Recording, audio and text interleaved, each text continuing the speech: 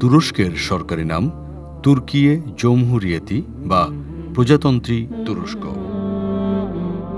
এটি একটি ঐতিহাসিক, সাংস্কৃতিক ও ভৌগোলিকভাবে গুরুত্বপূর্ণ দেশ, যা এশিয়া ও ইউরোপের সংযোগস্থলে অবস্থিত। যদিও রাজনৈতিকভাবে তুরস্ককে অনেক সময় ইউরোপীয় দেশ হিসেবে বিবেচনা করা হয়, এর প্রায় পুরো অংশই এশিয়ায়, বিশেষ করে আনাতোলিয়া অঞ্চলে অবস্থিত। তুরস্কের রাজধানী আঙ্কারা এই আনাতোলিয়ার মধ্যেই অবস্থিত। ইউরোপীয় অংশ, যেটি পূর্ব ত্রাস নামে পরিচিত, দেশটির উত্তর পশ্চিম কোণায় অবস্থিত এবং এখানেই তুরস্কের সবচেয়ে বড় শহর ও অন্যতম পর্যটন কেন্দ্র ইস্তাম্বুল অবস্থিত। তুরস্কের ইতিহাস গভীর ও বহুমাত্রিক।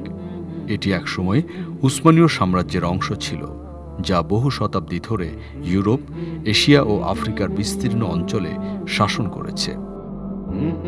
তবে প্রথম বিশ্বযুদ্ধের পর উসমানীয় সাম্রাজ্য একদম ভেঙে পড়ে।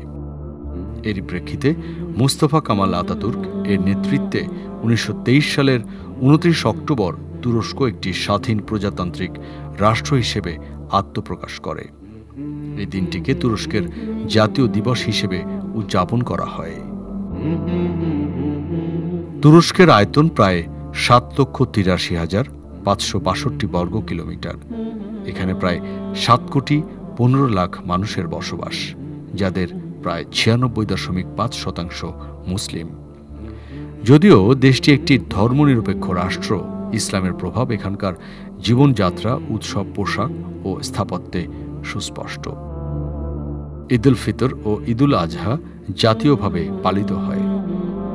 তুরস্কের সাংস্কৃতিক বৈচিত্র্য প্রাচ্য ও পাশ্চাত্যের মিলনস্থলে অবস্থিত হওয়ার কারণে দারুণভাবে বিকশিত হয়েছে।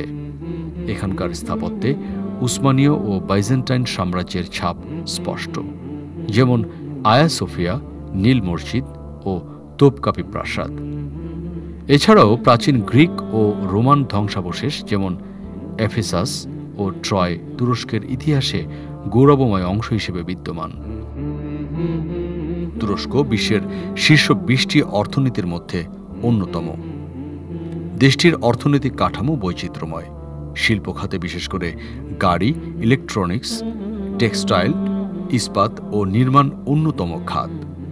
পাশাপাশি পর্যটন থেকেও দেশটি বিপুল রাজস্ব আয় করে। তুরস্কের মুদ্রা হল তুর্কি লিরা। তুরস্ক মুসলিম বিশ্বের অন্যতম সামরিক শক্তিধর দেশ। গ্লোবাল ফায়ার পাওয়ারের 2024 রিপোর্ট অনুযায়ী তুরস্ক বর্তমানে বিশ্বের 11তম সামরিক শক্তি। দেশটির সেনাবাহিনী গঠিত সেনা, নৌ ও বিমান বাহিনী নিয়ে। তুরস্ক ন্যাটোর দ্বিতীয় বৃহত্তম সামরিক বাহিনীর অধিকারী এবং জাতিসংঘ ও ন্যাটোর অধীনে বহু আন্তর্জাতিক মিশনে সক্রিয়ভাবে অংশ নিচ্ছে। তুরস্ক একটি রাষ্ট্রপতি শাসিত প্রজাতন্ত্র।